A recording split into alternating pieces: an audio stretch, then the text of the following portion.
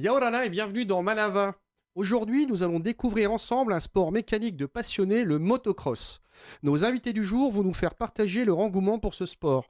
J'accueille aujourd'hui Toumaoui Olozé, qui est président de la Fédération de motocyclisme de Polynésie française.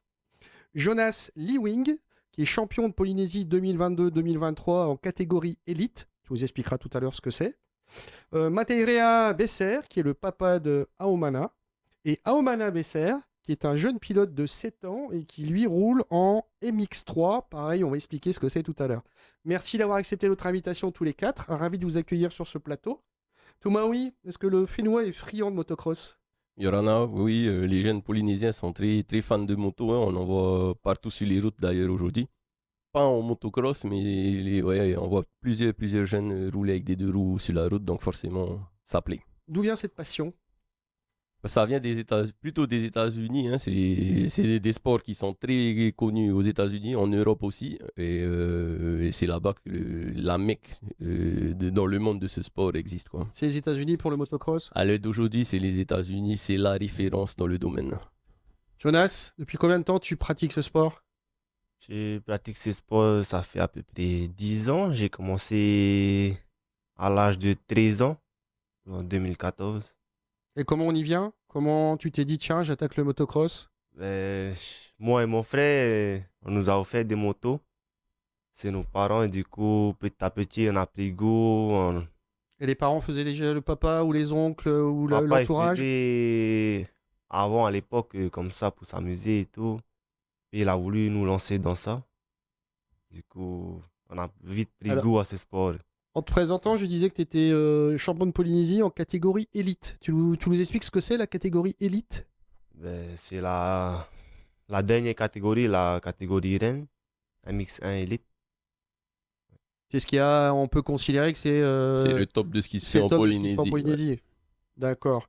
Alors, on a aussi Mateirea, qui est le papa de Aomana. Yorana. Comment est-ce que Aomana en vient au motocross et si jeune? Je m'attendais pas à voir un pilote de motocross de 7 ans. Oui, c'est ça. Donc, du coup, Aomana a commencé le motocross à l'âge de 3 ans. Il roulait déjà un peu avec son vélo électrique, tout ça, mais on lui a acheté sa première moto à 3 ans. Donc, il a commencé à rouler. Donc, Aomana, tu aimes le motocross et tu sais pourquoi tu aimes ça? Oui, parce que mon frère, il roulait dans le motocross et moi, je le regardais.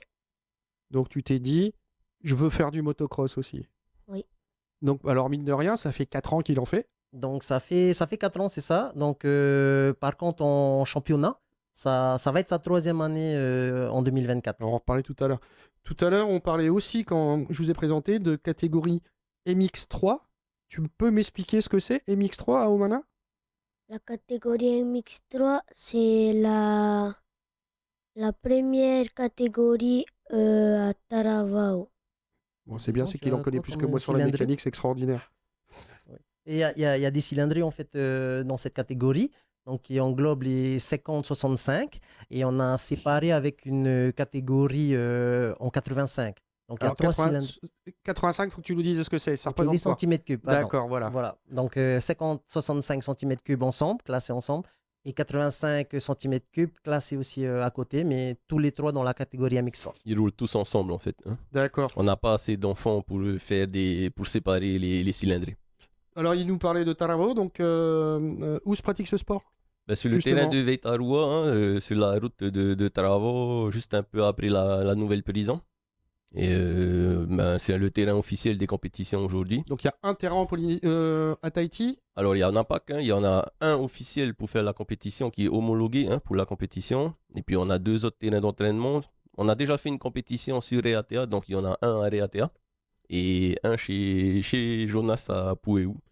C'est des circuits privés que les clubs ont conçus eux-mêmes pour la pratique de la discipline Donc pour là, ils leurs peuvent adhérents. s'entraîner, mais ils peuvent pas faire les compétitions. On peut faire des compétitions, mais il faut Il faut les conditions il particulières. faut les conditions de sécurité et tout ce qui va avec derrière. Il y a des normes à respecter. Il faut que la sécurité ait accès. On va revenir dessus. Voilà. Combien est-ce qu'il y a de clubs en Polynésie? L'année dernière, on a fini l'année à 12 clubs. Ah oui, d'accord. Donc répartis principalement là où il y a des terrains d'entraînement, j'imagine. Mais oui, il y en a un peu partout. Papiré, il y en a un. À Punavia, il y en a un. À Travo, il y en a un. À Reatea, il y en a un. Aux Marquises, on en a deux. Donc, ouais, la pratique commence à s'éparpiller un peu partout et c'est bien. Est-ce qu'il y a des conditions particulières pour pratiquer le sport? Est-ce qu'il y a des contre-indications médicales, physiques Effectivement, quand tu prends une licence, on va dire, à la fédération, tu as une visite médicale spécifique avec un test spécifique à passer. Si tu passes pas le test, normalement, on ne peut pas te délivrer la licence. Et puis après, il y a certaines contre-indications en fonction des maladies personnelles que les personnes peuvent avoir. Hein. Donc, un exemple on va dire, de contre-indication? Ben, je dirais surtout, j'ai oublié le nom. Peut-être au niveau de la vue aussi. Il y a la parce que, vue, enfin, ça peut être plein de choses aussi. Hein. L'épilepsie, tout ça, Oui, c'est des genres de maladies où, en général, on ne peut pas accepter. Quoi. Jonas, combien de fois tu t'entraînes par semaine? On parle d'entraînement, là, on est d'accord, c'est les bons termes? Oui. D'entraînement moto, physique. Ben justement, explique-nous tout ça, parce que moi, je te dis, je pose vraiment des questions, j'y connais rien, donc tu vas m'expliquer tout ça. Quel type d'entraînement et combien de fois par semaine? Physiquement, on s'entraîne presque tous les jours, matin et soir. Hein. Donc à la salle ou ce genre Oui, de à la choses? salle, hein, courir, vélo. Ou sinon, en motocross, on a le mercredi, vendredi et samedi. Donc il y a 3 sessions d'entraînement par Voilà. semaine pour toi, Ouais. mais en catégorie élite, donc évidemment, il faut rester au 3 top tout ou le temps. 4, ouais, ça dépend des semaines. Ça dépend du temps aussi. Et à la salle, tu travailles quoi? Le cardio, tu travailles le gainage, tu travailles quoi? Un petit peu de tout? Tout, ouais. Là, le renfort, le cardio, gainage. Ouais, parce que mine de rien, c'est brutal. C'est un Ouais. sport très physique. Tu es constamment en fait accroupi un peu sur ta moto. Tu n'es pas assis, tu n'es pas debout. Tu es constamment en train de bouger pour équilibrer en fait le centre de gravité. Et c'est un sport qui est physique de la tête aux pieds. Hein. Alors quand un jeune homme comme Jonas, on comprend. Par contre, un jeune homme comme Aomana à 7 ans, comment est-ce que tu travailles ou alors c'est plus sa dynamique, ce genre de choses? Ben, en fait, si je peux Vas-y, répondre, ben, pour Romana, il a certaines aptitudes déjà en sport. Donc, à l'école, il gagne tous ses crosses. Ensuite, il fait du jiu-jitsu aussi. Ça va faire sa 3e année avec notre club de Papara. Donc, il est champion de Polynésie aussi en judo. Et ce samedi, donc, il y a encore un championnat voilà, de Polynésie qui va se dérouler. Et à côté de ça, il fait aussi du beach soccer, donc pour le cardio. Donc, je pense que c'est ces 3 activités cumulées qui lui donnent un peu bon, les aptitudes qu'il faut. Voilà. Et les 3, il y en a un que tu préfères ou t'aimes les 3? J'aime les 3. T'as raison, on n'a aucune raison de choisir en même temps. Hein. On parle de sport mécanique, donc ça veut dire savoir-faire de la mécanique. Comment est-ce qu'on apprend ça? Est-ce qu'on le sait déjà? Est-ce qu'on a des cours pour ça? On devient mécano? On fait comment? En général, on met un peu les mains dedans d'abord, mais c'est surtout avec les amis. Hein. Je pense que moi, j'ai commencé avec des amis. On a commencé à démonter un peu des moteurs. Un grand classique, on démonte une bécane. C'est et ça. voilà. Après, bon, il y a les formations à l'école aussi, hein, mais en général, on apprend sur le tas. Et ce qui est bien, c'est que, par exemple, dans les paddocks, dès que tu as un petit souci, en général, on est tous là pour venir aider. Hein. Donc, Il y a la compète, mais en dehors, il y a une Exactement. sorte de fraternité, on va dire. Exactement. On se partage les chambres à air, des fois, les pneus. Dès qu'on a un souci, il y a toujours quelqu'un qui est là pour te donner la main et te faire avancer. Quoi. Alors, est-ce qu'un bon pilote doit être un bon mécano? Pas forcément, mais c'est sûr que c'est mieux de connaître un peu la mécanique parce que, on va dire, les réglages des motos, c'est pas que le moteur. Derrière, il y a aussi les réglages des suspensions. Les fauches à l'avant, la suspension arrière. Il faut trouver un juste équilibre entre les deux. Et le pilote est celui qui pourra en fait partager à son mécano les sensations qu'il a sur la moto. Hein, Ouais, donc, pour essayer d'optimiser au mieux les réglages des suspensions. Quoi. alors, Jonas, toi, est-ce que tu es mécano aussi ou est-ce que tu concentres sur le pilotage et le mécano, c'est des potes qui font ça? Non, moi, j'aime la mécanique. Et depuis que j'ai commencé, j'ai appris avec mon papa. Et du coup, maintenant, c'est moi qui fais l'entretien de mes motos, qui prépare pour la compète. C'est une passion. Voilà. Les sports C'est ça. mécaniques, il y a vraiment, quand on met les mains dedans, je crois qu'il y a une passion qui peut être dévorante parce que tu dois être tout le temps les mains dans le moteur, on va dire. Oui. C'est un grand classique. Hein. Ouais. Et le papa, alors, parce que Aomana, est-ce qu'on lui apprend à faire de la mécanique? Il va nous dire ça après. Est-ce Oui. que c'est toi qui fais les réglages? Comment on fait? Oui, comment on fait? Donc, du coup, nous, pareil, avec, bon, je disais, notre grand, le grand frère de Omana, Reho, il avait fait en fait déjà du motocross. Donc, il a pu faire 3 années en championnat. Il a gagné aussi, il était champion. Par contre, j'ai pas forcément beaucoup de connaissances en mécanique, c'est assez limité. Je peux m'arrêter au taux des vidanges, changer un pneu, tout ça, mais après, au-delà, ben, on travaille avec un mécano. Donc voilà, on prend les compétences de quelqu'un d'autre, on emmène la moto, tout ça, je connais mes limites. Et c'est un sport où il ne faut pas se tromper. La Ouais. moto, elle doit être prête tout le temps et il ne faut pas faire de l'à peu près. Donc du coup, je préfère... voilà. Mais t'as raison, oui, oui, parce que puis en plus, quand il monte dessus, il faut que ça soit sécure. Est-ce que toi, tu apprends à faire de la mécanique à Omana? Est-ce que ça t'intéresse Oui, un peu avec mon papa. avec le papa? Et est-ce que à Omana, tu es capable, comme Jonas, d'expliquer s'il y a un problème sur la fourche, s'il y a un problème, alors je vais dire n'importe quoi, il y a des vitesses? On passe Oui, il y les a aussi vitesses, des- voilà. Donc si on passe les vitesses, tu es capable d'expliquer à papa comment la moto réagit? Quand tu fais une course, tu ressens la moto, tu te dis, ah là ça va moins bien, est-ce que tu peux l'expliquer? Oui, quand je fais des courses, des fois ma moto, elle va un peu trop vite, mais j'essaie de la contrôler. Ok. Et c'est vrai que au-delà de ça, il arrive quand même par ses mots ou par ses sensations à décrire en fait des petits bugs de la moto, tout ça. Et souvent, il met le doigt dessus, hein, les Ouais, réglages carbure, tout ça. Il sait que sa moto a un trou quelque part, un creux. Et donc, du coup, ça aide. Et après, comme Toumaoui disait, dans le paddock, il y a toujours des papas qui viennent nous aider, tout ça, Ouais, qui et vont... trouver la Et puis solution. Jonas va pouvoir formuler et expliquer concrètement, lui il va donner un ressenti, c'est ça? C'est ça, exact. Et à chaque fois, il aide beaucoup dans ses ressentis. Et parce qu'on se rend pas compte, mais voilà, c'est hyper important parce que la mécanique, il faut que ça Ouais. tourne parfaitement. Et vous avez l'oreille et la sensation. Et alors c'est quand même une passion, on voit mais qui a un coût. Hein, C'est pas donné, c'est c'est pas clair. donné. Alors comment est-ce qu'on C'est un finance invest- tout ça? Comment un budget moyen? Combien est-ce que ça coûte? En moyenne, hein, parce qu'évidemment, j'imagine que comme c'est la mécanique, ça peut coûter très cher très vite. Alors, localement, tu achètes une moto toute neuve en concession, c'est 1,8 million à peu près. Une Ça, c'est 450. Pas c'est c'est- pour Jonas. Ok, et pour Ou à Omana, Harry House, à Omana, ça va être du C'est- 780 000, ouais, ouais, c'est un 800 vrai 000. quoi. investissement. C'est un très gros investissement. Et après, là, on n'a pas compté toute la partie sécurité. Il faut Ouais, là, on a des juste la bottes. moto là. Voilà. Après, tu t'achètes les bottes, le casque, la tenue, toutes les protections qui vont avec, toute la maintenance qu'il y a à faire, les vidanges et compagnie. Casque, allez, je me mets au motocross demain. C'est pas gagné. Je me mets au motocross demain. Casque, gants, Bottes, tenue. plastron, on appelle ça. Voilà, Plastron. Bah, tu mets Gel facile vide. 150 000 à 200 000. Hein. Ça dépend des marques que tu vas choisir, mais en Oui, général, encore. Eh oui. voilà. Mais en général, le budget, voilà, il faut que tu te débloques un budget d'au minimum, je pense, 150 000. Quoi. Donc t'es pas encore monté sur ta moto, il y a 1,5 million. C'est ça. Ouais. Ah, C'est mais ça. c'est un sacré investissement, effectivement. Énorme, ouais. Et tout ça, c'est évidemment obligatoire. On va Oh. parler un petit peu du côté sécurité. Oui, forcément, nous, quand on organise des compétitions, on a un règlement à suivre et c'est obligatoire pour la sécurité des pilotes. Hein. Donc t'arrives pas en short, t'arrives pas, j'exagère, en savate. Ben, Et voilà. tu montes pas sur la moto et tu prends pas le départ. Hein. C'est clair. Non, tu es obligé d'être équipé avec les tenues obligatoires parce que c'est pour te protéger toi-même. Hein. Là, on est sur des sports mécaniques, donc derrière aussi, nous, on doit prendre des assurances pour la couverture. Et si forcément on n'a pas le minimum d'équipement de sécurité, derrière, les assurances, ça ne marchera pas. Et C'est le bon sens et puis c'est l'application qu'on peut avoir sur la route. Il y a Exactement. des règles. Alors Exactement. justement, de façon toute simple, est-ce qu'une moto, une motocross, peut rouler sur la route, donc sur une voie publique, ce genre de choses? Est-ce C'est que... interdit aujourd'hui. Alors dis-le et redis-le bien. C'est très interdit de rouler sur la route avec une C'est motocross. ça, hein? C'est ça, il faut, à moins que tu arrives à avoir l'homologation, mais c'est tout un travail à faire avec la direction des transports publics. Il faut déclarer la moto, il faut mettre des feux, il faut mettre Oui. des... Donc, C'est tu fais une motocross. faisable, hein? Mais après, voilà, c'est une motocross, mais que tu vas utiliser sur la route, mais tu n'en auras pas beaucoup des comme ça. hein. C'est une moto de rallye, ça peut rien avoir. Et derrière, c'est un investissement aussi parce qu'il faut payer la mise en circulation, il faut assurer l'engin. C'est possible de le faire, mais c'est dur de le faire. Puis de toute façon, la moto n'a pas... Elle n'a cross pas n'a vocation, elle n'a pas vocation à aller sur la route, Bah c'est oui. clair.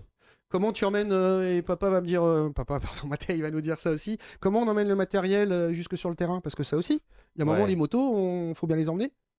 C'est mieux d'avoir un 4x4. Hein. Tu mets la moto dans la benne et toutes tes affaires. Ou sinon, avec une remorque, tu mets toutes tes affaires dessus avec ta moto. Et... Donc il y a une vraie C'est ça. logistique, Mathieu. Et là aussi, oui, il y a encore un autre investissement. Bon, nous, on n'a pas forcément acheté une remorque neuve. On a pris celle du bateau et on l'a transformée. Voilà, donc du coup, Ça, c'est l'intelligence en Polynésie, on s'adapte. Moi, voilà, on je suis exactement. s'adapte Ouais, ouais. et voilà, on fait ça. Et pourvu que ça fasse le job, quoi, d'emmener ta moto, tes affaires.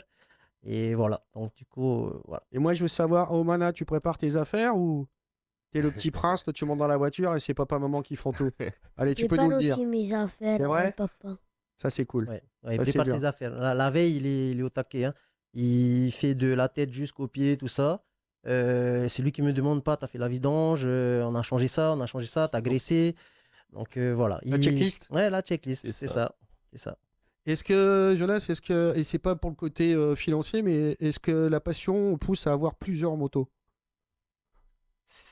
C'est mieux hein, si tu as plusieurs motos, une moto de rechange et tout, mais Après, ça commence à chiffrer là. Hein. C'est Ouais. ça. Ça déjà double une vite. moto, faut avoir tous les pièces de rechange et Est-ce que la d'entretien. mécanique Ouais. Est-ce que, alors, en termes, tu parlais d'assurance tout à l'heure. Oui, Les assurances, donc les organisateurs ont des assurances, c'est ça. mais les participants ont une assurance aussi. En Comment fait, est-ce que ça fonctionne? exactement. Dès qu'ils prennent une licence fédérale, déjà, ils ont une assurance qui les couvre en entraînement. Avec la licence. Donc, responsabilité civile en entraînement. Ils ont aussi l'individuel accident qui fonctionne en compétition. Et après, derrière, c'est l'organisation. On est obligé de prendre des assurances responsabilité civile pour couvrir en fait tout ce qui est public réellement. Hein. Aujourd'hui, notre terrain, on a un terrain où on n'autorise pas le public à accéder au terrain, mais on a des officiels hein, qui sont là pour gérer la course, des commissaires de piste, des directeurs de course, qu'on place sur le terrain pour informer les pilotes en cas de chute, en cas d'accident. Ouais, c'est bien encadré. T'es obligé, c'est obligatoire pour les assureurs et c'est aussi pour les pilotes. Hein, parce que si tu fais une chute dans un mauvais spot et qu'on ne te voit pas, les pilotes qui arrivent derrière, ils peuvent te tomber dessus. Et puis, c'est le suraccident, c'est vraiment ce qu'on veut éviter. D'où cette année, en fait, on a décalé légèrement notre championnat pour redonner des formations de directeurs de course et de commissaires de piste pour vraiment bien poser les bases de ce côté-là. Est-ce que, alors sur le terrain de motocross, est-ce que c'est une question de rapidité? Est-ce que c'est une question d'agilité? Est-ce que les compétitions sont toutes les mêmes ou il y a différents types de compétitions? En général, pour les compétitions de motocross, c'est à peu près les mêmes. On essaie juste de temps en temps d'adapter notre circuit pour apporter un peu de nouveauté dans les passages, éviter que ça soit monotone. Et par contre, oui, il faut de l'agilité, il faut de tout en fait. Hein. C'est vraiment un sport où tu es obligé d'être complet partout. Il faut beaucoup aussi d'intelligence parce que tu passes sur des circuits, des ornières, des choses comme ça et ton cerveau doit tout de suite réagir et te dire je vais aller là, là ou là, tu vois. T'as pas 10 secondes à réfléchir, après là, c'est trop tard, t'es par terre, quoi. Entre une compétition de élite et une compétition MX3, je dis pas de bêtises, MX3, est-ce que c'est le même temps? Est-ce que c'est alors le même parcours? Est-ce que vous en avez qu'un? Et comment est-ce que, par exemple, une compétition type pour Aomana, qu'est-ce que c'est? Donc c'est vrai que par rapport au MX3, le circuit est souvent raccourci. D'accord. Cette année, l'année passée, donc à un moment, ils ont fait quand même le grand parcours des MX2, MX3. Donc voilà, mais selon le temps, tout ça, ça dépend parce qu'il y a des grandes montées aussi. Selon le temps pour la sécurité des kids, des enfants, des fois, on coupe un peu le parcours pour les permettre de rester plus bas et que ça soit moins dangereux. Mais ça ne les empêche pas de faire toujours de belles courses. C'est ça. Donc, c'est ça qui est bien. Et après, comme Toumaoui disait, je pense même l'âge, ça ne joue pas trop. Dès qu'ils sont mordus, il y a la même intensité, la même compétition que chez les grands. Quoi. Mais il peut y avoir un peu de l'impétuosité aussi. Ah, effectivement, il en faut. Hein. Il en faut, ça. mais bon. J'imagine que Jonas la contrôle plus. Bon, il a dû prendre quelques gamelles, donc maintenant il sait à quel moment il faut éviter de. Voilà. Et ben, Aomana, tiens, justement, on parlait de gamelles, parce que, pardon, donc de chute, mais des gamelles, ça fait partie du motocross. Effectivement. Alors, Ne les pas, parents, ne c'est pas quoi tomber, quoi.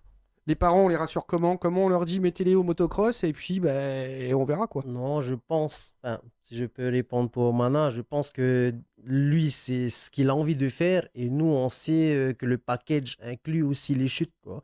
Donc, à nous, en tant que parents, de bien le préparer mentalement et surtout, en fait, de l'équiper de façon à ce que s'il y a une chute, il soit protégé au maximum, quoi. Tu as déjà eu des chutes? Tu es déjà tombé en moto? Oui, Et alors, qu'est-ce que ça donne? ça fait beaucoup mal. Oui, mais tu y retournes quand même. Oui. Ça s'appelle la passion. Mm. Et c'est quand on aime ça. Si on y retourne, c'est qu'on a déjà ça. Comment le marché de l'occasion doit bien fonctionner, j'imagine, puisque pour trouver des bécanes de bonne qualité, il y a tout ce côté, on va dire, transmission. Comment on fait pour trouver le matériel sans le faire venir spécialement parce qu'il y a encore un surcoût. Comment on se débrouille avec tout ça, Jonas? Enfin, là, il y a des magasins ici à Tahiti Oui. qui revendent des pièces qu'on a besoin, des pièces qu'on tombe en panne, ils ont. Mais sinon, la plupart des pièces sont commandes à l'avance.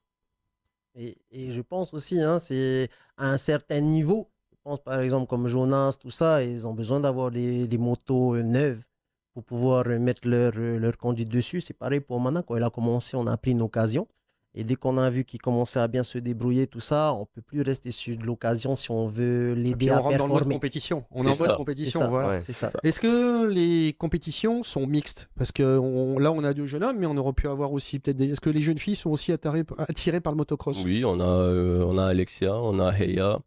Il y avait aussi Hanivei qui avait fait une compétition l'année dernière. Elle s'était un peu mis en retrait. C'est une petite qui roulait en 85, donc en MX3 à un moment donné. On a voulu la passer à l'étape au-dessus et je pense qu'elle a pris un petit peu une année sabbatique aussi pour bien se recentrer sur elle-même. Mais oui, les femmes sont acceptées et elles sont mélangées avec les garçons en fonction de la cylindrée des Donc motos qu'elles roulent. Jonas pourrait avoir des compétitrices avec lui. Éventuellement, D'accord, c'est un sport qui est mixte encore, et ça, c'est C'est une bonne ça. chose. c'est ça. Et justement, est-ce que les filles ont un pilotage différent des garçons? En clair, est-ce qu'elles sont moins bourrins? Non, Jonas. ils ont leur propre pilotage, Oui. chacun a son pilotage. Après, ils peuvent être bons aussi. Bon. Est-ce qu'on fait... est-ce que... Alors tiens, intéressant, parce que les compétitions, mais hors territoire. Comment est-ce qu'on fait? On parle... il y a une compétition pas très longtemps On est en- parti, ouais, on en est parti en Nouvelle-Calédonie Nouvelle-Calédonie l'année dernière, en octobre, fin septembre, pour le début matériel. octobre. Ouais, ben, on est parti avec nos motos, c'est un très gros investissement. Ah oui, en fait, pourquoi on part avec nos motos? C'est parce que nos pilotes connaissent les motos. Si on doit aller là-bas et louer des motos, on ne sait pas dans quel état on va récupérer déjà la moto qu'on va louer. Et puis tu as aussi un souci de te dire, ah, si la moto elle casse, le moteur casse, derrière c'est toi qui vas devoir débourser, alors que de partir avec ta propre moto, déjà, tu t'enlèves ce poids, hein. Donc la logistique, elle doit être monstrueuse, là. Effectivement, la logistique, mais surtout le budget. Le coût. C'est ça, le budget est très important. On a fait partir 5 motos, ça nous a coûté 4 millions, aller-retour. Et qu'est-ce que ça a donné? Tu es allé, toi? Oui. Jonas? Oui, ah oui. Alors? Moi, j'ai fini deuxième en élite. Qui a été premier? Un Un Calédonien? Calédonien, ouais, un bon et Et qui. qui roule, par contre, qui roule en En France, championnat d'Europe, hein. Donc c'est un bon résultat. C'est Ouais. un très bon résultat. D'ailleurs, on a vu les derniers résultats d'Arnaud Colson qui roule en France. Il a été 10e là, sur une course en Europe, un championnat d'Europe. Ça veut dire que c'est même pas un championnat de France, c'est un championnat d'Europe. Et il a fait 2e derrière un top 10 européen. Donc on n'est pas très loin, quoi. Et Jonas, ça te plairait d'aller faire quelques compétitions, alors en Europe, mais tu m'as dit que les États-Unis c'était le Saint Graal, donc Ouais. tu aimerais bien aller te frotter avec quelques champions de Ouais, motocross ben, aux États-Unis? Il vient de là-bas. C'est le rêve, hein. Ah. Parce que tout le monde veut faire des compétitions ailleurs, partir, hein, trouver des sponsors. Tu pourrais en faire ton métier? Ouais, mais. Enfin, si l'occasion se présente, je pense que oui, il aimerait Voilà. On bien voit que le pouvoir le président, faire. lui, il a des idées, le président, on le sent bien. Là, c'est Il a clair, raison. c'est clair. Je viens de prendre en fait la direction de la Fédé et le pays nous attend beaucoup sur ce genre d'objectif, hein, le haut niveau, développer les disciplines et d'ailleurs j'aimerais les rencontrer très bientôt pour leur présenter un peu les projets de la Un fédération. peu l'excellence, ce genre de choses. Exactement. Alors, à oui, Oumana, oui. je vais lui poser, à Oumana, Oui. je poserai la dernière question, mais alors le papa que tu es, il a envie qu'il fasse des compétitions. Aomana a été sélectionné aussi par la Fédé pour partir avec Jonas sur Nouméa. Donc, petite surprise pour nous parce qu'il venait juste de faire sa première année en MX3 l'année dernière. Après, l'année dernière, c'était le seul qui roulait en 50 cm3. Donc, ils étaient à peu près une dizaine dans la catégorie. Donc, il est allé à Nouméa aussi. Oui, il est allé à Nouméa. Purée. Donc, rigoles pas, toi. premier déplacement pour un sport. Et du coup, il a fini 3e, entouré de 65 cm3 et il est parti avec sa 50 cm3. Donc, du coup, c'est une belle performance, on trouve. Et donc, du coup, derrière lui, il y avait le champion de Nouvelle-Calédonie. Donc elle a battu le champion de Nouvelle-Calédonie avec Ah. une plus petite cylindrée. Ça augure de pas mal de choses. Je vais terminer avec toi. Une petite dernière question. Qu'est-ce qu'on peut dire à des parents qui voudraient mettre leurs enfants au motocross?